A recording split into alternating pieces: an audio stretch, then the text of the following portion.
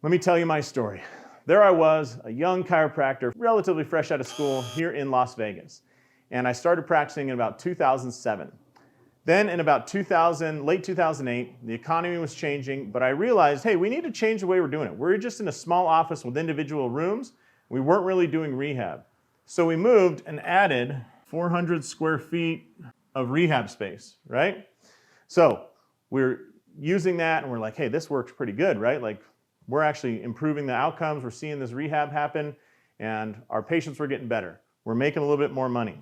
In 2010, we added more space, but I couldn't figure it out. Like, we added space, did more rehab. I wanted to start doing golf evaluations and whatnot, but something was missing. And luckily, later in the end of that year, 2010, I had been sending all my patients who needed exercise, needed a personal trainer, I've been sending them off to local gyms. And Christmas of 2010, one of those local gym owners was pressing and pressing and pressing to have dinner with me. Couldn't figure out why. We sat down to have dinner and they said, hey, we wanted to say thanks. You have made a huge difference in our gym. You sent 43 people to our gym. And I remember I was blown away. I was like, I've sent 43 people to your gym? Now that was one of probably 10 or 12 gyms that I referred to in the Valley. It wasn't even the number one gym I sent to. And yet I had already sent 40 people who had become members at this other gym over there.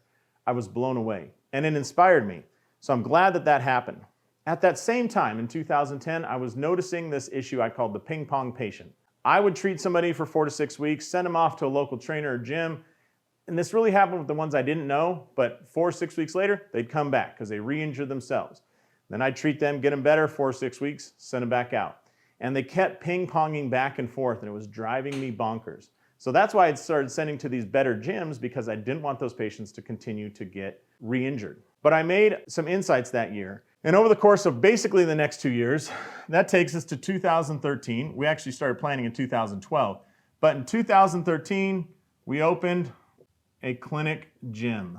This was 5,000 square feet and it had about 1,200 square feet of clinic space. And then it had about almost 3,000 square feet of gym space, and then the other space was storage, waiting room, bathrooms, showers. Don't ever install showers. I made that mistake, but we did that. So 2013, there I am. I'm like, hey, we got this great facility. We can start doing golf evaluations. The ceiling was high enough.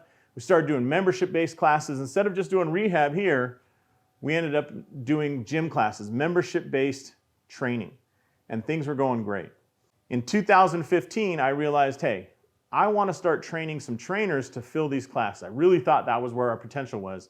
Let's hire some trainers, teach them everything that we've learned, and by the grace of God, I found a couple trainers who were really interested in learning all about human performance. So I started just sharing everything I knew from chiropractic college and everything I'd learned with patients over the years. And guess what?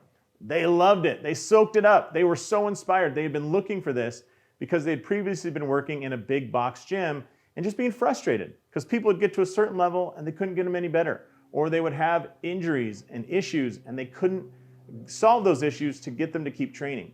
So by educating these guys and providing a pathway forward, we saw a huge difference. It was like putting rocket fuel on their careers. They were teaching regular group fitness classes before. They came to us, we taught them evaluation. I'm saying we. I taught them evaluation and assessment and all the things we could do to maximize their skill set. I didn't care if they wanted to stretch people or work rehab or exercise. I wanted to empower them to do everything. Well, I empowered them, and about 3 years later, in 2018, 2 of the trainers and the manager were like, hey, we want to buy this place. So that's when a buyout occurred. It wasn't a group of chiropractors that came forward. It was a group of trainers, essentially, that came forward and bought the gym.